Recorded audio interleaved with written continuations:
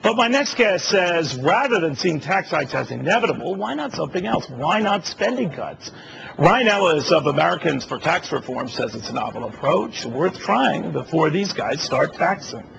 I'd love, Ryan, to see that happen, but I don't share your glee or hope that it will. That's all I'm saying. Well, I mean, take a look at this. Federal spending this year is going to hit about 27 or 28% of our economy. That's the highest level that it's hit since the Second World War. It's mostly due to a one-time spike in TARP money, bailout money, stimulus money, which hasn't even been spent yet. Right. So a lot of this is stuff that we can back out of the system. Historically, spending has been closer to about 20 or 21% of our economy.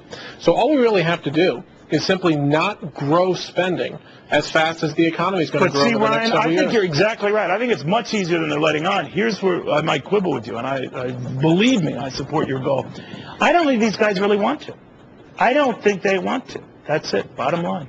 Well, clearly, if you look at the goal of a lot of the congressional Democrats, and I think in his heart of hearts, probably President Obama as well, they would like to permanently see spending closer to 25 to 30% of GDP, 25 to 30% of our economy, also to raise federal taxes up to that level as well, which would be a fairly large tax increase over time. The point is, by the way, are you saying raise taxes for everybody, right? Well, they're going to have to. You can't raise taxes. That's inevitable. This idea with the administration's tiptoeing on this, you think they're just hiding the inevitable. There's absolutely no way that you can raise taxes to 25 or 30% of our economy and only touch people making more than $250,000 a year. It's impossible. Well, they say it's not. They say just tapping the rate substantially more than they're already tapping them gets you there. You say no. But here's the problem. If you take the top marginal rate, which right now is 35, they want it to go to 40. Right. In some cases, they want it to go to 45 or 50. Once you start getting it past 50, 55, 60, you're going to encourage a black market. You're going to encourage tax shelters.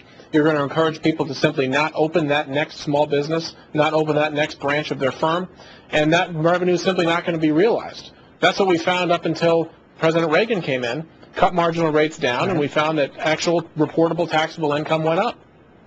You know, the argument against everything you're saying, as logical as it sounds certainly to me, Ryan, is that the president has said that we tried the Republican tax credit, tax cutting thing, and this is why we're in the big doo-doo we're in. He didn't say big doo-doo because he's an Ivy League guy. I just did.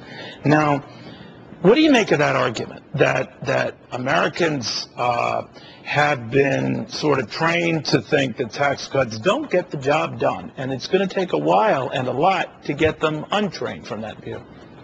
Well, I'll preface this by saying there's no such thing as a bad tax cut. All tax cuts deprive the government of revenue. That being said, some tax cuts are better at growing the economy over the long term than other tax cuts are.